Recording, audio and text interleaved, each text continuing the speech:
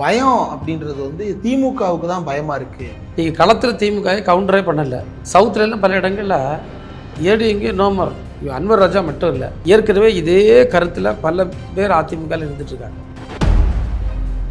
புதிய வாக்காளர்களில் வந்து கிட்டத்தட்ட 40% பேர் விஜய்க்கு வாக்களிக்க போகிறார்கள். கொஞ்சம் யங்ஸ்டேஜஸ் இருக்காங்க, இது மட்டும்தான் எங்கள் ஸ்ட்ரென்த்துன்னு அவங்க சொன்னால் வந்து அது வந்து தப்பான கணக்கு. அவங்க வந்து முதல்ல ஐடியாலஜி வேணும், ஒரு வலுவாக கட்டமைக்கப்பட்ட கட்சியானா இல்லை.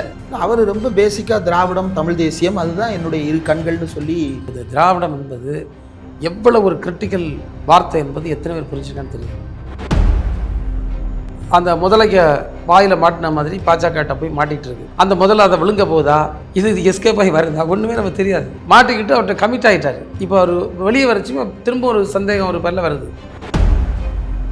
இல்லை, இப்போ எடப்பாடி பழனிசாமி பிஜேபியோட போராது, டிமாரலைஸ் ஆகுறாங்க தொண்டர்கள், ரிலேபிலிட்டி இழக்கிறாரு. அப்போ திமுகவை பிடிக்காத அதிமுக காரன் விஜய்கிட்ட போயிடுவான்ல சார்.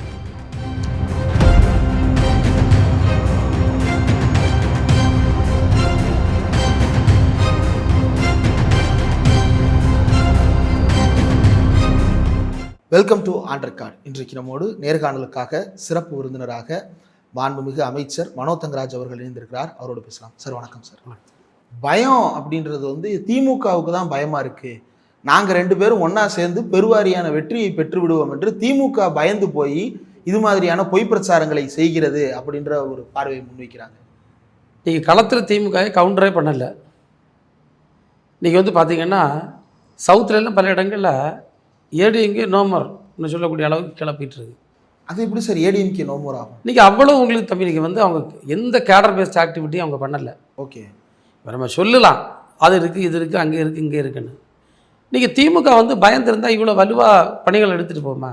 கேடர் பேஸ்டு ஆக்டிவிட்டினா என்ன சார்? சார் நீங்கள் வந்து அதிமுக தொண்டை எங்கேயாவது அவன் வந்து மக்களுக்காக பணியாற்றிக்கிட்டோ இல்லை கூட்டங்கள் நடத்திக்கிட்டோ இல்லை பொது பிரச்சனைகளை கையில் எடுத்தோ எங்கேயோ சம்பவம் நான் பார்த்துருக்கேம்மா?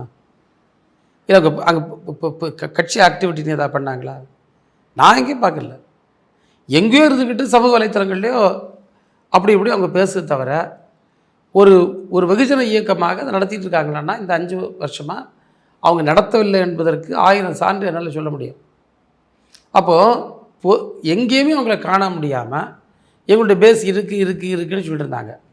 அதனால தான் பேஸ் நினச்சிது நாடாளுமன்ற தேர்தலில் வெகுவாக குறைஞ்சிது. நாடாளுமன்ற தேர்தலில் அவங்களுக்கு ஏற்பட்ட தோல்வியினால் பொதுமக்கள் மத்தியில் அவர்களுக்கு ஏற்பட்ட ஒரு அபிப்பிராய கேடு, அதாவது இவங்களுக்கு ஹோல்டு போயிட்டுன்னு சொன்னதை மேட்ச் பண்ண கூட அவங்க எதுவும் பண்ணலை. அதை மேட்ச் பண்ண இல்லை, இது ஒரு இந்த தேர்தலில் ஒரு வித்தியாசமான ஓட்டை தவிர எங்கள் ஸ்ட்ரென்த்து இல்லை என்று சொல்லக்கூடிய ஒரு முன்னெடுப்பை கூட அவங்க எடுக்கலை. பல இடங்களில் ஏடிஎம்கே காடஸ் வந்து ஒரு சோர்வு நிலையில் தான் இருந்துகிட்டு இருக்காங்க. எந்த பணிகளையும் கொண்டு வரீங்க. தேர்தல் நேரத்தில் 1-2 எம்பி கேண்டிடேட்டு எப்படி பிஹேவ் பண்ணாங்கன்னு பார்க்கலையா? எப்படி தேர்தல் சந்திச்சாங்க? பயந்து போய் இருக்கிறது அவங்களா திமுகன்னு கேட்டால் சாதாரண மக்களே சொல்லுவாங்க. திமுக வந்து எவ்வளவு களத்தில் இறங்கி இன்றைக்கி வேலை செஞ்சுக்கிட்டு இருக்கு. இன்றைக்கு அன்வர் ராஜா திமுகவில் வந்து சேர்ந்திருக்கிறார். முன்னாள் எம்பி, ஒரு 15 வருஷம் மண்டபத்தினுடைய சேர்மனாக இருந்தவர். அரசியல் களம் 1000 மாறும் போதும் மண்டபம் சேர்மன் அவராகவே தான் இருந்தார். அதற்கு பிறகு அவர் அமைச்சராக ஆனார். 5 வருடம் தொடர்ந்து அமைச்சராகவும் இருந்தார். நாடாளுமன்ற உறுப்பினராக இருந்தார். அதிமுகவினுடைய அமைப்பு செயலாளராக இருந்தார். இப்போது திமுகவுக்கு வந்து சேர்ந்திருக்கிறார். இதை எப்படி புரிஞ்சுக்கிறது?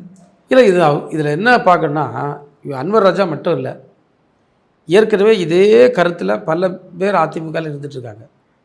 ஏன்னா இவங்க யாருமே வந்து பிஜேபியினுடைய தலைமையில் ஒரு கூட்டணி வைப்பதை ஏற்றுக்கொள்ளவில்லை. இப்போ நீங்கள் நம்ம இப்போது பாரதிய ஜனதா கட்சி ஆட்சி அமைத்த பிறகு நீங்கள் வந்து இந்தியாவில் நடைபெற்று கொண்டிருக்கூடிய சம்பவங்கள் இப்போ ரிப்போர்ட் வந்திருக்கு. அந்த ரிப்போர்ட் சொல்லுது 2024 849 என்று நினைக்கின்ற சம்பவங்கள் கிறிஸ்தவர்களுக்கு எதிராக மட்டும் வட இந்தியாவில் நடைபெற்றிருக்கிறது. ஒரு சுமார் 850 நிகழ்வுகள் வந்து கிறிஸ்தவ சமுதாயத்திற்கு எதிராக வடநாட்டுகளில் வன்முறை நடந்திருக்கிறது என்று கிறிஸ்தவ அமைப்புகள் ஒன்று கூடி அதனுடைய பேராய பெருமக்கள் சில தினங்களுக்கு முன்னால் ஒரு கருத்துரு தயாரிச்சிருக்காங்க. அப்போது இதில் முக்கியமாக பிஜேபி ஆளுகின்ற மாநிலங்களில் தான் அந்த வன்முறைகள் மிக அதிகமாக இருக்கிறது. அப்போ எவ்வளவு ஒரு மதவெறியை தூண்டுகின்ற ஒரு செயலை நாடு முழுவதும் பாரதிய ஜனதா கட்சி செய்து கொண்டிருக்கிறது. இது மட்டுமல்ல, ஒவ்வொரு துறைகள்லையும் அவங்க எப்படி கையில் எடுக்காங்க. நீங்கள் வந்து ஒரு ஃப்ளைட்டு உடஞ்சி போகுது, அந்த ஃப்ளைட்டு உடஞ்சதுக்கான காரணம் என்னன்னு கேட்டால் அதை கூட ஒரு தெளிவாக சொல்லக்க அவங்களால முடியலை. பைலட் ஒரு பக்கம் சங்கடப்பட்டு இருக்கான், அவங்க அசோசியேஷன் எங்கே பேரை கெடுக்காங்க, எந்த இதுவும் இல்லாமல் பேசுகிறாங்கன்னு. பகல்காம் இன்சிடென்ட் நடக்குது, 3 அடுக்கு செக்யூரிட்டியை தாண்டி ஒரு சம்பவம் நடக்குது. இந்த சம்பவம் எப்படிடா நடந்ததுன்னு இதை இதுவரை ஒரு கிரிட்டிக்கல் எவாலுவேஷன் பண்ணலை. இது சார்ந்து மக்களுக்கு எந்த தெளிவோ பதிலோ கொடுக்கல. ஆனால் இதை விட்டுக்கிட்டு என்ன தான் பேசிகிட்டு இருக்கான், நாங்கள் வந்து பாகிஸ்தான் அடிச்சோன்னு சொல்லுவான். எங்கே அடித்தான், யாரை அடித்தான் அது தெரியாது. ட்ரம்ப் வந்து அங்கே இருந்துட்டு சொல்லார், 5 ஃப்ளைட்ஸு போச்சுது, நான் தான் சொன்னேன் அப்படி இப்படின்னு சொல்லார். இவங்க சொல்லாங்க நாங்கள் அவர்கிட்ட பேசிட்டோன்னு. நாங்கள் அவர்கிட்ட என்ன பேசுனாங்க, ஓப்பனாக பேசுனாங்களா? அவர் வந்து இவ்வளோ பகிரங்கமாக தன்னுடைய எக்ஸ் பதிவில் போடார். ஒரு நாட்டினுடைய அதிபர் இன்னொரு நாட்டில் பிரதமர் இருக்கார், அமைச்சரவை இருக்கிறது, எல்லாமே இருக்குது, ஸ்போக்ஸ் பர்சன் இருக்கார். ஆனால் அவர் நான் இப்படி பண்ணேன்னு பேச சமயத்தில் எந்த பதிலும் சொல்லாமல் இருக்கு. அப்போ நீங்கள் இந்தியாவுடைய பாதுகாப்பு அம்சத்தில் நீங்கள் கோட்டை விட்டுட்டாலும் ஒரு கேள்வி வருது. இந்தியாவில் இருக்கக்கூடிய பல்வேறு நிறுவனங்கள், ஏர் இண்டியா போன்றவையெல்லாம் எல்லாமே அதுக்கு இதை தரம் போயிட்டான்னு ஒரு கேள்வி வருது. இங்கே இருக்கக்கூடிய மக்கள் பல்வேறு மதங்களை பின்பற்றக்கூடிய நம்பிக்கையில் இருக்கிற மக்களுக்கு மேலே எந்த விதமான பாதுகாப்பு இல்லாத ஒரு சூழ்நிலை இருப்பதை மக்கள் உணர முடியுது. இப்படி இருக்கக்கூடிய ஒரு கட்சியில் நாங்கள் கூட்டணி வைத்தால் நாங்கள் அதில் இருப்பதற்கு தயாரில்லை என்று மக்கள் வெளியே வராங்க. இது அதிமுகவில் ரேங்க் அண்ட் ஃபைலில் நீங்கள் மேலேருந்து கீழே வர இந்த டிவிஷன் இருக்குது. அதிமுகவுடைய வாக்கு வங்கி என்று இருந்த பல இடங்களில் அதிமுக மிக வலுவாக பாதிக்கப்பட போகிறது என்பதை தான் அவங்களுடைய வெளியேற்றம் வந்து நமக்கு உணர்த்துது. ஓகே, இது ஃபீல்டில் இந்த அளவுக்கு பெனிட்ரேட் ஆகிருக்குன்னு நினைக்கிறீங்களா சார்? பாஜக எதிர்ப்பு மட்டுமே வந்து திமுக மேலே பல குற்றச்சாட்டுகள் இருக்குது, ஆனால் பாஜக எதிர்ப்பை காட்டி நம்மளை திசை திருப்புகிறார்கள் அப்படின்ற ஒரு பிரச்சாரமும் பண்ணுறாங்கல்ல, அது மக்கள் மத்தியில் போய் சேர்ந்துருக்காதா சார்? நீங்கள் வந்து எல்லாவற்றையும் தாண்டி நம்முடைய நாட்டினுடைய வரலாற்றை நம்ம எடுத்துட்டோன்னா, இது வந்து ஒரு சாதிய கட்டமைப்புக்குள்ளே நம்ம எல்லாம் தள்ளி, ஏன் நம்ம எல்லாம் தள்ளின்னு சொல்லலைன்னா, இது வந்து இயல்பாக ஏற்பட்டதல்ல. நீங்கள் அதாவது வந்து சாதி என்ற ஒரு கட்டமைப்பு வந்து இயல்பாக ஏற்பட்டதல்ல, அது ஒரு திட்டமிட்டு கொண்டு வரப்பட்ட ஒரு கட்டமைப்பு. இந்த கட்டமைப்பினால் எவ்வளவு மக்கள் பாதிக்கப்பட்டது, பெண்கள் எவ்வளோ பாதிக்கப்பட்டாங்க, எவ்வளவு மனிதநேயமற்ற செயல்கள் நடந்தது இன்றைக்கு நடைபெற்று கொண்டிருக்கிறது. நீங்கள் ஒடிசாவில் இப்போ நடந்த சம்பவம், 2 தலித் இளைஞர்களை பிடிச்சி சாக்கடையை குடிக்க வச்சு, என்ன மனுஷத்தன்மையா? நம்ம இப்போ ரீசெண்டாக பார்த்தோம், ஒரு யாதவர் சமூகத்தை சார்ந்த ஒருவர் வேதம் ஓதினார்னு சொல்லி அவரை பிடிச்சி மொட்டை போட்டு அவரை அடித்து துன்புறுத்தி பல்வேறு இன்னல்கள். இன்றைக்கி வந்து அவ்வளோ இன்ஹியூமன் ஆக்டு, சமூகவாதம் இன்னும் நடந்துக்கிட்டே தான் இருக்குது, அவ்வளோ நடந்துகிட்ருக்கு. நீங்கள் மெய்ட்டி பெண்கள் எப்படி நடத்தப்பட்டார்கள், மணிப்பூர் எவ்வளவு பற்றி எறிஞ்சுது. பெண்களை வந்து நடத்தி கொண்டு போய் ஊர்வலமாக நிர்வாணமாக நடத்தி கொண்டு போய் அதில் கூட்டு பாலியல் பலாத்காரம் செய்யக்கூடிய இதில் வந்து நீங்கள் இதில் எங்கேயுமே நடக்க. நீங்கள் உலகத்தில் இப்போ நான் வந்து தீவிரவாதங்கள் இருக்கக்கூடிய நாடுகளை சுட்டுக்கொள்ளானே தவிர இப்படிப்பட்ட இந்த வதைகள், சித்திரவதைகள் அல்லது மனித ஒரு குணத்துக்கு முற்றிலும் ஏற்புடைய இல்லாத சம்பவங்கள் வந்து இந்தியாவில் நடப்பது பற்றி வேறு எங்கே நடக்கான்னு எனக்கு சந்தேகம். நான் எங்கேயும் பார்க்கல. இப்படி இருக்கக்கூடிய சூழலில் ஆர்எஸ்எஸ் இப்போ சொல்லுது, 2035 நாங்கள் வந்து ஒரு இந்து ராஷ்டிராவை அமைக்க இருக்கிறோம், அது மனுஸ்மிருதியின் அடிப்படையில் அரசமைப்பு சட்டத்தை உருவாகுமா. மனுஸ்மிருதி என்னது? மனுஸ்மிருதி அடிப்படையில் ஒரு அரசமைப்பு சட்டத்தை உருவாக்கி அதை நாங்கள் வந்து இந்து ராஷ்டிராவாக 2035 அறிவிப்போம்னு சொல்லலாம். இதை சாதாரண மக்கள் யோசிக்கல நினைக்கிங்களா? எல்லா மக்களும் எல்லா மட்டத்திலும் இந்த அறிவிப்புகளின் ஆபத்தை உணர்ந்து கொண்டு தான் இருக்கிறார்கள்.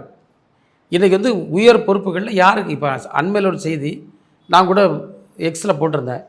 நீங்கள் பார்த்திங்கன்னா நம்முடைய ஐஐஎம் பெங்களூரில் இல்லாட்டி ஐஐடி மெட்ராஸில் இல்லாட்டி உலகம் நாடு முழுவதும் இருக்கக்கூடிய ஐஐடி ஐஐஎம் போன்ற நிறுவனங்களில் ஏற்கனவே ஓபிசி வகுப்பை சார்ந்தவர்கள் எஸ்சி எஸ்டி வகுப்பை சார்ந்தவர்களுக்கு பல்வேறு இன்னல்கள் தொடர்ந்து நடைபெற்று கொண்டிருக்கிறது. அவங்களுடைய வேக்கண்ட் போஸ்ட்டு ஃபில் பண்ணுவதில்லை, அவங்க ப்ரமோஷன்ஸ் ஆப்பர்ச்சுனிட்டிஸை வந்து நெக்லெக்ட் பண்ணாங்க. அப்படி பல குற்றச்சாட்டுகள் தொடர்ந்து வந்துட்டுருக்கு, நம்ம பார்த்துட்ருக்கோம். இப்போது அங்கே வந்து ஒரு டைரக்டரை தேர்வு பண்ணான். ஒரு டைரக்டர் தேர்வு பண்ணாக்கு அவ்வளவு ரூல்ஸ் அண்ட் ரெகுலேஷன்ஸ் இருக்குது.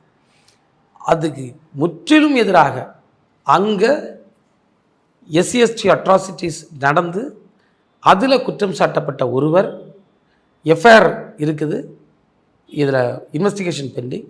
அவர் வந்து டைரக்டராக ரெக்கவர் பண்ணாங்கன்னா எவ்வளவு வந்து கம்யூனலாக, எவ்வளவு ஜாதி வரியோடு நீங்கள் வந்து பாஜக வந்து பாசிச பாஜக மதவரி என்று நம்ம பேசிகிட்டு இருக்கோம். மதவரி அல்ல, மதவரி எவ்வளவு உச்சத்தில் இருக்கிறதோ அதே போன்று ஜாதி வரியோடு அவர்கள் செயல்பட்டு கொண்டிருக்கின்றனர். இப்போ அந்த ஐஏஎம் ஒரு எடுத்துக்காட்டு. ஆக இப்படிப்பட்ட விஷயத்தில் இருக்கிறதா இன்றைக்கி பொதுமக்கள் மத்தியில் அந்த கேம்பெயின் போயிட்டுருக்கு.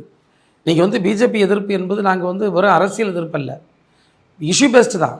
இப்படிப்பட்ட ஒரு வரியோடு பிஜேபி வந்து வருகின்ற நேரத்தில் ஒருவேளை நாளைக்கு அவங்க நாடாளுமன்றத்தில் ஒரு அறுதி பெரும்பான்மையோடு வந்தால் எந்த அட்ராசிட்டி செய்ய அவங்க தயாரின்ற சூழல் தான் இன்றைக்கி நாட்டில் நிலவி கொண்டிருக்கு. இதை மக்கள் புரிஞ்சுக்கிட்டு இருக்காங்க.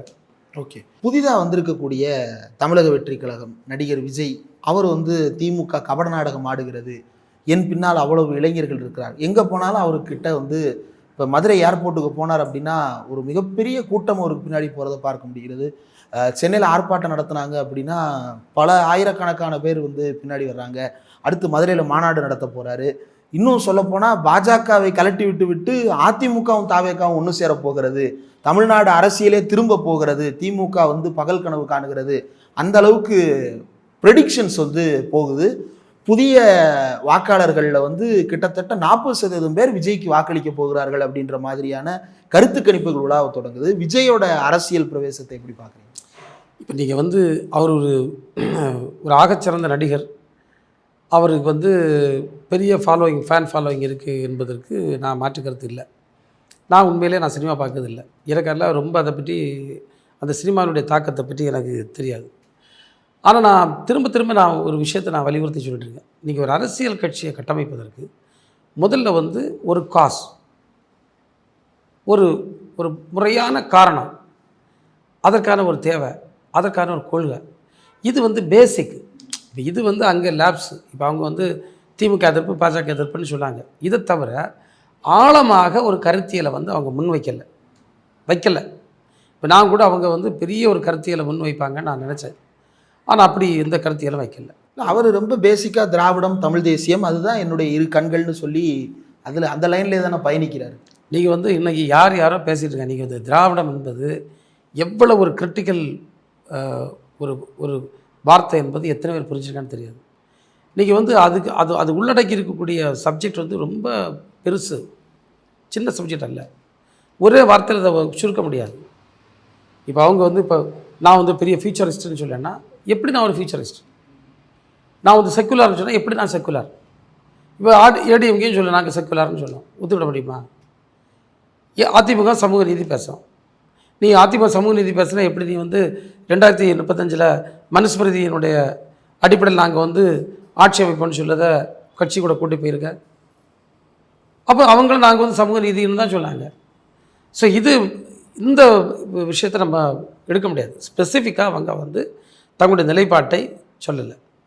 ரெண்டாவது நீங்கள் பார்த்தீங்கன்னா இப்போ அவங்கள்ட்ட வந்து நீங்கள் வந்து ஒரு சில அவங்க ஒரு கற்பனையில் நினைக்கலாம். இப்போ வந்து இவ்வளோ ஃபாலோவிங் இருக்குது, இந்த ஃபாலோவிங் வந்து அப்படியே எனக்கு ஓட் பேங்காக மாறும்.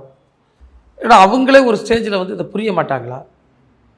இப்போ இதெல்லாமே இருக்குது. இப்போ கொஞ்சம் யங்ஸ்டேஜஸ் இருக்காங்க, இது மட்டும்தான் எங்கள் ஸ்ட்ரென்த்துன்னு அவங்க சொன்னால் வந்து அது வந்து தப்பான கணக்காக நான் பார்க்க. அவங்க வந்து முதல்ல ஐடியாலஜி வேணும், ஒரு லீடர் அவங்களுக்கு இருக்குது, நான் மாற்றுக்கிறதுக்கு இடம் சொல்லலை. மூன்றாவது பார்த்திங்கன்னா கட்சியினுடைய கட்டமைப்பு ஒரு சரியாக இருக்கணும். இப்போ எங்கேயுமே அங்கே வெளியே தெரிஞ்ச முகத்தில் யாரும் வந்து பொறுப்புகள் நமக்கு இருக்க மாதிரி தெரியலை. ரெண்டாவது இப்போ திமுக வந்து சும்மா எதாச்சும் அரசியல் பண்ணலை, கட்சியினுடைய கட்டமைப்பு வலுவாக இருக்குது, பூத்து கமிட்டி போன்றவை வலுவாக இருக்கிறது. கட்டமைப்புனா என்ன சார்? தலைவர் இருக்கிறாரு, பொதுச் செயலாளர் இருக்கிறாரு, தொண்டர்கள் இருக்கிறாங்க. இந்த கட்டமைப்புன்றது என்ன? நீங்கள் வந்து தமிழ்நாட்டில் வந்து 12,000க்கு மேற்பட்ட பஞ்சாயத்து இருக்குது. அதே போன்று அர்பன் லோக்கல் பாடி இருக்குது. அவ்வளோ வார்ட்ஸ் இருக்குது. 68,000 பூத் இருக்குது. நீங்கள் வந்து 234 எம்எல்ஏ தொகுதி இருக்குது. 38 ரெவென்யூ டிஸ்ட்ரிக்ட் இருக்குது. நீங்கள் இப்படி பார்க்கணும். நீங்கள் வந்து ஒரு ஸ்டேட் பாடி இருந்தோன்னா அதை வந்து ஒரு பார்ட்டின்னு சொல்ல முடியாது. அதை டிஸ்ட்ரிக்ட் லெவலில் கொண்டு போகிறது, அதுக்கு அடுத்தது பிளாக் லெவலில் கொண்டு போகிறது, வில்லேஜ் லெவலில் கொண்டு போகிறது, அப்படி கிராஸ் ரூட் லெவலில் கொண்டு போகிறதுக்கு கட்சியினுடைய கட்டமைப்பு வேணும். அப்போ இந்த ஒரு ஸ்டேட் லெவலில் ஒரு கட்டமைப்பு இருக்குது, இது போதும்னு சொல்லிட்டோன்னா அது இல்லை. நீங்கள் திமுகவை எடுத்துக்கிட்டால், அதிமுக எடுத்துக்கிட்டால், இதெல்லாம் டீப் ரூட்டட் பொலிட்டிக்கல் பார்ட்டிஸ். இவங்களுக்கு வந்து கீழே நீங்கள் பார்த்தீங்கன்னா அதையும் தாண்டி குக்கிராம் அளவிலேயே கமிட்டி இருக்கும், கட்சியினோட அமைப்பு இருக்கும். ஸோ அந்த ஆங்கிளில் நான் சொல்லேன், ஒரு வலுவாக கட்டமைக்கப்பட்ட கட்சியானா இல்லை. இனி குறிப்பிட்ட காலம் தான் இருக்குது. இந்த குறிப்பிட்ட காலகட்டத்துக்குள்ளே அவங்க வந்து எப்படி கட்டமைப்பாங்க. ரெண்டாவது, திமுகவை பொறுத்தவரை இன்றைக்கி வந்து ஒரு வலுவான கூட்டணி இருக்குது. இப்போ அதிமுகவும் தாவேகாவும் சேர்ந்து விடும் இன்னும் ஒரு பக்கம் சொல்லுவது, மறுபக்கத்தில் அதிமுக வந்து அந்த முதலைய வாயில் மாட்டின மாதிரி பாஜகட்ட போய் மாட்டிகிட்டு இருக்கு. அந்த முதல்ல அதை விழுங்க போதா, அந்த முதல்ல அதை கடிச்சு துப்ப போதா, இது எஸ்கேப் ஆகி வருதா, ஒன்றுமே நம்ம தெரியாது. It is uncertain. நீங்கள் எப்படின்னா சொல்ல முடியாது. இவன் முதல்ல பெரிய பல்லு பிடிச்சி வச்சிருக்கு. ஒன்று அவங்க கட்சி சிம்பல் சுப்ரீம் கோர்ட்டில் என்ன வேணால் செய்யலான்னு நிற்கிது. இன்னொன்று இடி ஐடி இந்த ரொட்டீனாக உள்ள விஷயங்கள், இதை அனுப்பி விடலாம். இப்படி பல அச்சுறுத்தல் வந்து ஒரு பெரிய தப்ப முடியாத பல்லாட்டு மாட்டிகிட்டு இருக்குது. ஆனால் சின்ன புழுக்கள் நெளிஞ்சு வெளியே வந்துடும். வெயிட்டன்ஸ், இது சின்ன புழுவாக நெளிஞ்சு வெளியே வருதா, இல்லை வந்து உண்மையிலே முதலைக்கு வாயிலிருந்து வெளியே வர முடியாமல் இருக்குதான்னு நம்ம பொறுத்து தான் பார்க்கணும். ஆனால் ஒரு இக்கட்டான நிலைமையில் தான் ஏடிஎம்கே இருக்குது. ரெண்டாவது, ஏடிஎம்கே கொஞ்சம் டிமாரலைஸ் ஆகுது. நீங்கள் பார்த்தீங்கன்னா இப்போ ஏடிஎம்கே ஆல்ரெடி டிமாரலைஸ்ட். இப்போ அவங்க வந்து பிஜேபி கிட்ட போகாமல் இருந்திருந்தால் அவங்களுக்கு ஒரு ஸ்டாண்டு. இப்போ பிஜேபிகிட்ட போயிட்டு அவருக்கு தெரிஞ்சோ தெரியாமலே போய் மாட்டிக்கிட்டு அவர்கிட்ட கமிட் ஆகிட்டார். இப்போ அவர் வெளியே வரச்சுமே திரும்ப ஒரு சந்தேகம் ஒரு பேரில் வருது. அந்த ரிலையபிலிட்டி, பொலிட்டிக்கல் ரிலையபிலிட்டி வந்து அவர் இழந்துருவார். அதில் அது இவர் கூட வருவார், எங்கள் கூட கூட்டணி வைப்பார், இது ஒரு கற்பனை தான். இல்லை, இப்போ எடப்பாடி பழனிசாமி பிஜேபியோட போராது, டிமாரலைஸ் ஆகுறாங்க தொண்டர்கள், ரிலையபிலிட்டியை இழக்கிறாரு. அப்போ திமுகவை பிடிக்காத அதிமுக காரன் விஜய்கிட்ட போயிடுவார்ல சார்? நீங்கள் போகலாம். நீங்கள் வந்து அதை நான் அதான் சொல்ல வந்து, இந்த ஓட்டிங் பேட்டர்னில் பார்த்தீங்கன்னா பிஜேபி வந்து இந்த கடந்த நாடாளுமன்ற தேர்தலில் ஒரு பெரிய அடி வாங்கிச்சு. அதை அவங்க இன்னுமே புரியலை. அவங்க என்ன வச்சுட்டா, இது நாடாளுமன்ற தேர்தல், சட்டமன்ற தேர்தலுக்கு அப்படி இல்லை, அப்படி அல்ல. இந்த இந்த நிலைப்பாடு இன்னும் ஒரு வேளை தீவிரமாக உங்களை பாதிக்கலான்னு நான் நினைக்கிறேன். இன்னும் வந்து இதை விடவும் பெரிய பாதிப்பு அவர்களுக்கு ஏற்படலாம். ஏன்னா இப்போ நீங்கள் கரெக்டாக கேட்டது மாதிரி, இப்போ பிஜேபியினுடைய தேசிய அளவிலாக அவங்க முன்னெடுக்கக்கூடிய நடவடிக்கைகள், பிஜேபியினுடைய ஓபிசி விரோத, எஸ்சி/எஸ்டி விரோத நடவடிக்கைகள், இது எல்லாம் பார்க்கக்கூடிய நேரத்தில் இவங்களோடு போய் சேர்ந்திருக்கக்கூடிய அதிமுகவோட பெருங்கூட்டம் வந்து திமுகவை நோக்கி, தவாகவை நோக்கி, மற்ற கட்சிகளை நோக்கி போகக்கூடிய வாய்ப்பு இருக்கான்னா 100% இருக்குது. ஏன்னா அதிமுகவில் உள்ள பலர் வந்து இதை ஒரு விரும்பாத நல்லா இருந்துகிட்ருக்காங்க. அதில் இருக்கிற வாய்ப்பு இருக்குது. ஆனால் அவங்க ரெண்டும் கூட்டணி சேருவார்கள், அதன் முன் நாங்கள் ஆட்சியை பிடிச்சி விடுவோம்னு சொல்லதுக்கு வந்து என்னை பொறுத்தவரை ஒரு உட்டோப்பியன் தாட்டு தான். ஏன்னா அது போய் அங்கே மாட்டியாச்சு. இனி அது உருவிட்டு இங்கே வந்து இங்கே சேர்ந்து அதுக்கப்புறம் இங்கே அலைன் பண்ணதெல்லாம் வந்து நிறைய பிரச்சனைகளை உள்ளே இருக்குது. ரெண்டாவது, இப்போ டிஎம்கே பொறுத்தவரை இப்போ அதெல்லாம் பார்க்க வேண்டிய அவசியம் இல்லை. இது எல்லாமே சேர்ந்து ஒரு சாம்பார் கூட்டணி உருவானா கூட ஆச்சரியப்படுவதற்கு இல்லை.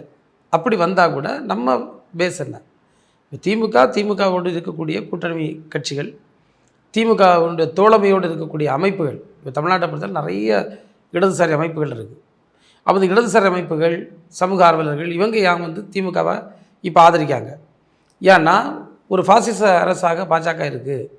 இந்த நீங்கள் இடதுசாரி அமைப்புகளும் இது போன்ற பொதுவான மக்கள் அவங்க வந்து ஒரு அந்த பாஜகவினுடைய அந்த மதசார்பு மனப்பான்மைக்கு எதிராக, அல்லது அவருடைய அந்த முதலாளித்துவ கோட்பாடுகளுக்கு எதிராக, அவருடைய ஒரு ஃபாசிஸ்ட் ஐடியாலஜிக்கு எதிராக உள்ள மனநிலை கொண்ட நிறைய பேர் தமிழ்நாட்டில் இருக்காங்க. இவங்க யார் கூட நிற்பாங்க? திமுக கூட தான் நிற்பாங்க. திமுக கூட தான் தொடர்ந்து பயணித்துட்டு இருக்கின்றாங்க. இப்போ நம்ம பல சம்பவங்கள் நம்ம பார்க்கலாம். பாஜகவுக்கு எதிராக அல்லது அதிமுக எதிராக சில போராட்டங்களை முன்னெடுக்கின்ற நேரத்தில் திராவிட முன்னேற்ற கழகத்திற்கு அத்தனை அமைப்புகள் தங்கள் ஆதரவை தெரிவிக்கின்றது. அதே நிலைப்பாடு தான் இந்த எலெக்ஷன். ஏன்னா இந்த எலெக்ஷன் ரொம்ப குரூஷியல். பாஜகவை எந்த சூழ்நிலையிலும் இங்கே வந்து காலுண்ட வைக்க விடக்கூடாது என்பதில் மக்கள் உறுதியாக இருப்பார்கள். அப்படி இருக்கும்போது ஒரு நிலையான வலுவான கூட்டணியை வைத்திருக்கக்கூடிய திமுகவுக்கு தான் அது சாதகமாக அமையுமே தவிர எந்த சூழ்நிலையிலும் அந்த சைடுக்கு வாய்ப்பில்லை.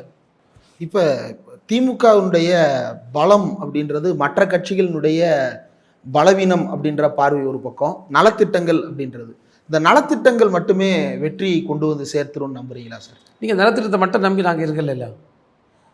இப்போ தான் நான் திரும்ப திரும்ப சொல்லிட்டுங்க. இப்போ நீங்கள் ஒரு கவர்மெண்ட்டை மக்கள் என்ன எதிர்பார்க்கும்? ஒன்று மக்களுடைய ஒரு சேஃப்டி, மக்களுடைய நலன் சார்ந்த நடவடிக்கைகள். மக்கள் பாதுகாப்பாக இருக்குன்னா மக்களுடைய வளர்ச்சியை காட்டினா மக்கள் மகிழ்ச்சியாக இருப்பாங்க. இப்போ தமிழ்நாட்டு மக்கள் இன்றைக்கு ஒப்பீட்டு அளவில் பார்ப்போம் என்று சொன்னால் எவ்வளோ மக்கள் மகிழ்ச்சியாக இருக்கக்கூடிய சூழல் இங்கே இருக்குது. இங்கு நீங்கள் வட மாநிலங்களை பார்க்கின்ற போது அல்லது பல்வேறு இடங்களில் இருந்த சம்பவங்களை பார்க்கும்போது தமிழ்நாடு வந்து அமைதியாக இருந்துகிட்ருக்கு. ஒன்று. ரெண்டாவது பார்த்திங்கன்னா இங்கு பல கட்டமைப்புகள் உருவாக்கப்பட்டிருக்கு. இந்த 5 ஆண்டுகளில் வந்து திமுக அரசில் வந்து ஏற்படுத்தக்கூடிய கட்டமைப்புகள் என்பது மிக வலுவானது. வளர்ச்சி திட்டங்கள் போயிருக்கு. ஒரு அஸ் எ வெல்ஃபேர் ஸ்டேட் நம்ம இந்திய அளவில் இன்றைக்கு திராவிட முன்னேற்ற கழகம் ஒரு பேசுபொருளாக இருப்பதற்கு காரணம் நம்முடைய முதல்வர் அவர்கள் இதை ஒரு வெல்ஃபேர் ஸ்டேட்டாக மாற்றிட்டுருக்காரு. எங்களுடைய மக்களுக்கு பல்வேறு திட்டங்களை அறிவித்து அதன் மூலமாக பட்டினி சாவை தடுப்பது, அதன் மூலமாக கல்வி கற்க முடியல என்கிற நிலைமையை தடுப்பது, மேல் நியூட்ரிஷன் போன்ற பிரச்சனைகளை தடுப்பது, ஹெல்த்து அக்சஸ் இல்லைன்னு சொல்லிட்டு இருக்கக்கூடிய சூழலை தடுப்பது, இப்படி இதுதான் ஒரு வெல்ஃபேர் ஸ்டேட்டுக்கான அடையாளங்கள். இந்த அடையாளங்களை நம்ம பார்த்தோன்னா நம்ம இந்திய அளவில் மிக உயர்ந்த இடத்துல நம்ம இருந்துகிட்ருக்கோம். நம்முடைய வருவாய், தனிமனித வருவாய் உயர்வதற்காக பல்வேறு உற்பத்தியை பெருக்குவது, இப்படி நம்ம பார்க்க சமயத்தில் வேலை வாய்ப்புகளை உருவாக்குவது, இப்படி எல்லா விதத்துலையும் நீங்கள் பார்த்து சர்வீஸ் செக்டர் பார்த்திங்கன்னா இன்றைக்கி ஐடி துறை தமிழ்நாட்டில் ரொம்ப வளர்ந்துருக்கு. மேனுஃபேக்சரிங் செக்டார் எடுத்துகிட்டா நிறைய தொழிற்சாலைகள் வந்திருக்கு. மேனுஃபேக்சரிங் செக்டார் வளர்ந்துட்டுருக்கு. அது ப்ரொடக்ஷன் செக்டாருக்கும் நிறைய ஸ்கீம்ஸ் நம்ம அரசு கொடுத்துட்ருக்குது. அப்போ இப்படி வர சமயத்தில் இதையெல்லாம் இருக்குது, கூடவே வெல்ஃபேரும் இருக்குது, கட்டமைப்புகளும் வருது. அதனால் நம்முடைய நிலைப்பாட்டை, நம்முடைய அரசியல் நிலைப்பாட்டையும் நம்முடைய அரசினுடைய நிலைப்பாட்டை மக்கள் ஏற்றுக்கொள்வார்கள். நிறைய விஷயங்கள் பகிர்ந்துட்டீங்க சார். இவ்வளவு நேரம் ஒதுக்கி இந்த நேர்காணல் தந்ததற்கு மிக்க நன்றி சார். நன்றி.